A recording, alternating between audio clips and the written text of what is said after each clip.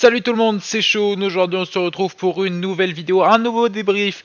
Ligue des Champions, bien entendu, pour la troisième semaine consécutive. La plus grande des compétitions de club était de retour mardi, mercredi. Forcément, il y a match, il y a débrief jeudi. C'est la classique. On va revenir juste après l'intro sur la performance des clubs français.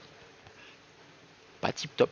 On va parler du choc, on va parler un peu des classements de ce qui s'est passé sur les terrains. On reviendra sur tous les résultats comme d'habitude, vous connaissez maintenant. Intro et on en parle.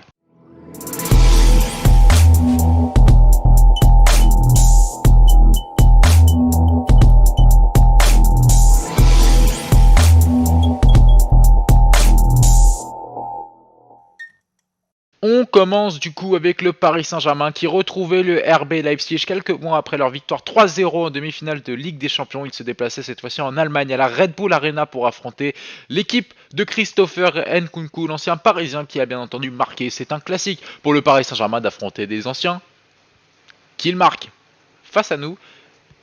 C'était une très bonne soirée. En tant que supporter, j'ai passé une soirée magnifique. Ça débute très bien. 6ème minute de jeu, André Di Maria qui marque penalty pour Paris quelques minutes plus tard après une main de Dayot Upamecano déjà fautif sur le premier but sur une frappe de Moiskin Dayot Upamecano donc qui concède un penalty sur cette main. André Di Maria se présente face à Gulacsi et là le tournant. Gulacsi l'arrête, Paris qui sombre complètement. 41e minute, but de Christopher Nkunku. Alors pourquoi le but arrive? Déjà, les tensions dans le vestiaire, tu sens que ça commence à arriver petit à petit. Danilo Pereira qui après le match, qui était une nouvelle fois aligné en défense centrale, alors qu'il est milieu de terrain. Et Marquinhos en 6, mis en 6 par Thomas Tuchel, alors qu'il est défenseur central. Danilo a dit après la rencontre que son poste n'était pas défenseur central, mais c'était bien le milieu de terrain. Et du coup, sur le premier but, erreur de placement de Marquinhos qui redescend beaucoup trop bas. Il prend ses réflexes de défenseur central. Du coup, Angelino peut centrer en retrait pour Christopher Nkunku. Nkunku seul à l'entrée de la surface de réparation. Marquinhos qui essaye de monter mais en retard. Et ça fait but pour le RB Leipzig. Égalisation à la 41e minute alors que Paris maîtrisait pas la perfection. Bien entendu, il y a eu des grosses parades de Keylor Navas notamment. Mais ils maîtrisaient leur match. Et cette égalisation avant la mi-temps, ça fait sombrer le Paris Saint-Germain. 57e minute, penalty pour Leipzig. Un mauvais placement de Danilo Pereira qui couvre tout le monde. Un centre hauteur, la main de Presnel Kimpembe. 57e minute grâce à Emile Forsberg. Le RB Leipzig mène 2-1 et là petit à petit Paris va sombrer. Pas énormément d'opportunités. Carton rouge pour Gay. Carton rouge pour Kimpembe. Ça s'ajoute à des absents bien entendu. Alors même s'il y a beaucoup de joueurs qui devraient revenir après la trêve internationale. Là, Paris a quand même profité de la victoire de Başakşehir. Parce que du coup, l'Istanbul Başakşehir qui joue à 19h a gagné 2-1 face à Manchester United. Ça fait que du coup, dans le classement, United est à 6 points égalité avec Leipzig. Et derrière, nous avons Paris et Başakşehir à 3 points. Paris pourra être premier a maintenant quasi l'obligation de gagner ses 3 derniers matchs. Paris doit gagner ses 3 derniers matchs et ils n'auront pas trop le droit à un faux pas, même pour aller chercher la qualif en 8ème de finale. C'est assez compliqué pour les Parisiens cette campagne de Ligue des Champions. La stat, elle arrive. 3 points en 3 matchs, c'est le pire départ. Enfin, ils égalent en tout cas le pire départ de sa campagne de Ligue des Champions. Égalité avec 2 saisons, ils avaient déjà réalisé ce mauvais départ du coup lors de 2 saisons 97-98 et 2004-2005. C'était la dernière participation avant le rachat des Qataris en Ligue des Champions pour le Paris Saint-Germain. Prochain rendez-vous au parc face au RB Leipzig. L'avantage c'est que sur les 3 matchs qui restent, ils en ont 2 à domicile. Il va falloir gagner les 3 clairement. Ils peuvent encore aller chercher la première place, il n'y a aucun souci. On connaît Manchester United, leur capacité à faire un peu n'importe quoi, à choke dans les grands rendez-vous.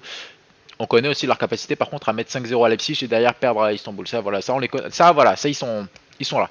Ils sont là Manchester United, mais du coup ce sera hyper important. Autre Calvaire, autre club français qui, alors Paris ne coule pas encore, mais pas loin.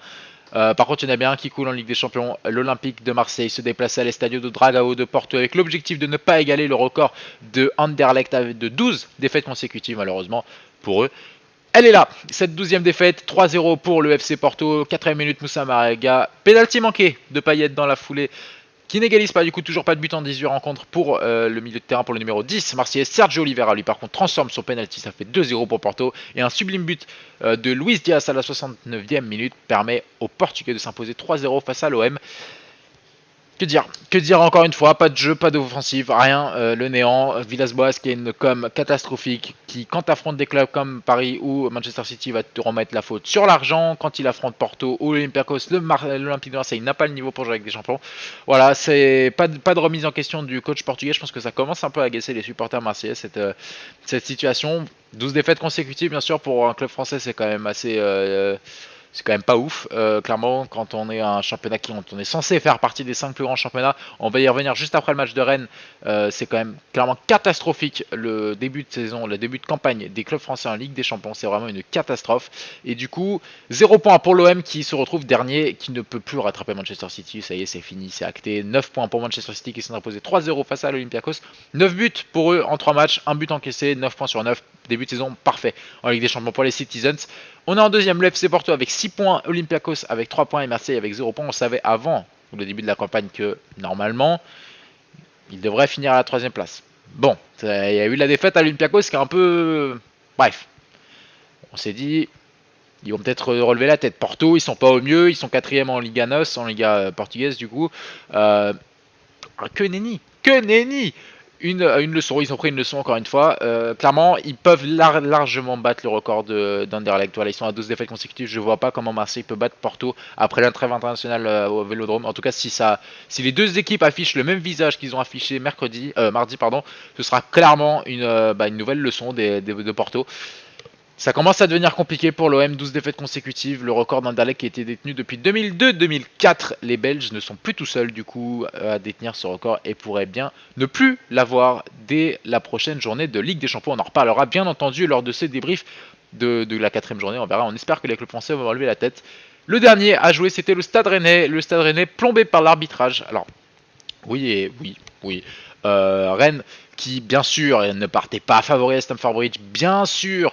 On pensait pas qu'ils allaient gagner face à Chelsea, mais le deuxième penalty concédé par l'arbitre, alors déjà 2 pénaltys concédés par Dalbert, l'ancien latéral gauche de Nice. Timo Werner a transformé les deux, 10e, 41e minute. Le premier y est, je pense, le jaune y est, à mon avis. Mais alors le deuxième, on sait que les mains, ça dépend de l'appréciation de l'arbitre. Ok, là il siffle une main déjà. La balle, elle touche 2-3 parties du corps avant. Normalement, quand ça touche des parties du corps, et notamment ça touche la cuisse de Dalbert avant de remonter sur sa main. Normalement, déjà, quand ça touche ça, il n'y a pas penalty. Il a décidé de mettre penalty. En plus de mettre son penalty, il met jaune. Deuxième jaune pour Dalbert. Rouge. Ils finissent à 10 contre 11 de la rencontre les 60 dernières minutes. Ils prennent qu'un but en deuxième période. Tammy Abraham qui vient marquer le but à la 50e minute. Le patron du football à Rennes a clairement désingué l'arbitre après la rencontre. Et ça peut se comprendre. On sait qu'un novice, un club un peu moins qui découvre la Ligue des Champions, sera peut le défavoriser entre guillemets face à un cadre européen, en tout cas Chelsea qui est un grand club européen, peut-être pas un cadre mais en tout cas depuis que Ziyech est de retour, Chelsea joue beaucoup mieux quand même au foot. On savait que c'était un peu en dessous des attentes de début de saison lors de leur début. Là ils sont de retour, clairement au mois de novembre Chelsea commence à bien jouer. 3-0 pour Rennes, quand tu vois ce qui s'est passé avec l'arbitre, bien sûr, encore une fois, on s'attendait pas à voir Rennes gagner à Stamford Bridge, mais c'est vrai que c'est quand même assez dramatique de voir ça, de voir des pénaltys, des cartons rouges un peu bêtement concédés, notamment à la VAR. Alors je suis pour la VAR, je pense, dans le foot, mais voilà, il faut quand même... Il y a une ligne, il y a un juste milieu. Là, ça a été clairement franchi. L'arbitre qui a tout simplement ruiné le match du Stade Rennais. Dans l'autre rencontre, en plus, le FC Séville qui a fait une petite remontada contre Krasnodar. Mené 2-0, Ivan Rakitic a égalisé à la 42e minute avant que Jesus Navas prenne un carton rouge à la 45e minute. Toute la deuxième mi-temps, à 10 contre 11, Krasnodar a raté son penalty du coup. 1-2 et Youssef Nessiri qui met un petit doublé à 69e, 72e minute. Ça permet du coup aux Sévillans de s'imposer et d'être à 7 points, égalité avec Chelsea, Rennes et Krasnodar, 1 point chacun qui vont se disputer la troisième place, synonyme de repêchage en Ligue Europa. Petit bilan, 4 points sur 27 pour les clubs français, parfait, ça c'est ce qu'on aime. Et hors Paris et Lyon depuis 2017 et la demi-finale de Monaco, les clubs français qui ont participé à la Ligue des Champions, donc Marseille, Monaco, Lille et Rennes, je crois que c'est les seuls. On fait 0 victoire sur les 24 dernières rencontres hors Paris et Lyon, donc ça commence un peu à être dramatique. On passe au choc. Le Real Madrid et l'Inter Milan, les Madrilènes qui jouaient quasiment leur survie à l'Estadio Alfredo Di Stefano face à l'Internacional. Les 25e minutes, Karim Benzema qui ouvre la marque, 33e. Sergio Ramos double la mise pour les Madrilènes. Heureusement pour les Interistes, Lautaro Martinez a réduit la marque assez rapidement, 2 minutes seulement après le deuxième but de Ramos. Perisic a égalisé à la 68e minute, mais Rodrigo a permis aux Madrilènes d'aller chercher ces 3 points, cette première victoire dans cette campagne de Ligue des Champions. Le Real a réussi à arracher un match nul très important à Gladbach la semaine dernière. Là, il s'impose pour la première fois cette saison. Je pense que le Real Madrid va réussir à sortir des poules avec Mönchengladbach, parce que Mönchengladbach a mis une leçon au Shakhtar Donetsk 6-0, notamment un triplé d'Alassane Plea qui a mis un but magnifique. Le Shakhtar pas aidé par son gardien. Mais Gladbach en tout cas joue très bien, ils auraient pu l'emporter face au Real Madrid, ils ont un peu craqué sur la fin du match, ce qui a fait que du coup pour l'instant Gladbach est en tête avec 5 points, derrière on a le Real Madrid et le Shakhtar Donetsk à 4 points et l'Inter qui ferme la marche avec seulement 2 points. Ça va jouer sur la deuxième partie, c'est le groupe de la mort, ça clairement c'est le groupe de la mort, Real Madrid, Inter, Mönchengladbach et tout. Je pense à l'heure actuelle que Gladbach et le Real vont sortir des poules et que l'Inter va finir 3ème. Mais encore une fois à voir parce que le Shakhtar a quand même raté son match face aux Allemands, ils n'ont pas eu un grand gardien. Pour l'instant, c'est quand même très indécis, mais à l'heure actuelle, on sait encore plus l'Inter ces dernières années, ils ont quand même des groupes assez relevés, mais à chaque fois, ils n'arrivent pas à marquer des points, ils n'arrivent pas à aller chercher les victoires.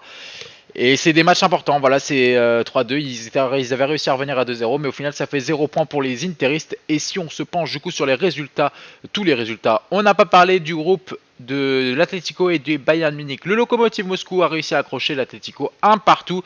Les Madrilènes qui avaient pourtant ouvert la marque, mais le Lokomotiv, les Russes, qui ont réussi à égaliser. Dans le même temps, le Bayern a gagné 6-2 à Salzbourg, il y avait 2 partout, à un quart d'heure, 10 minutes de la fin, je ne sais plus exactement, mais du coup le Bayern a mis un petit coup de collier, 4 buts en 10-15 minutes, et ça fait du coup victoire de 6-2, 9 points sur 9 pour les Allemands devant l'Atlético qui est à 4 points, et le Moscou et Salzbourg ferment la marche dans les autres rencontres. On n'a pas parlé du groupe D.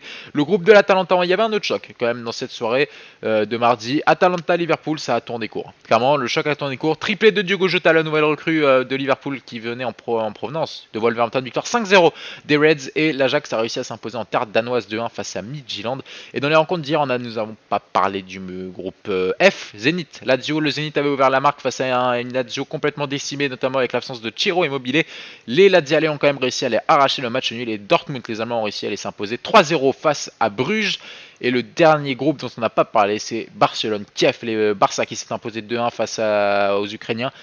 Messi et Piqué sont les buteurs pour le Barça. Messi d'ailleurs qui n'a pas marqué depuis plus de 1000 minutes dans le jeu.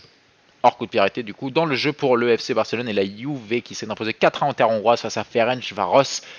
Je crois que c'est doublé de Morata et de Dybala, à vérifier, mais du coup voilà les Espagnols et les Italiens qui dominent pour l'instant assez tranquillement ce groupe.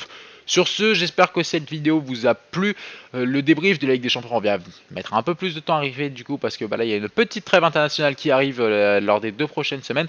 Je pense que je ferai quand même des débriefs sur la Ligue des Nations. Il y en a notamment à France-Portugal assez important pour savoir quelle équipe ira au Final Four.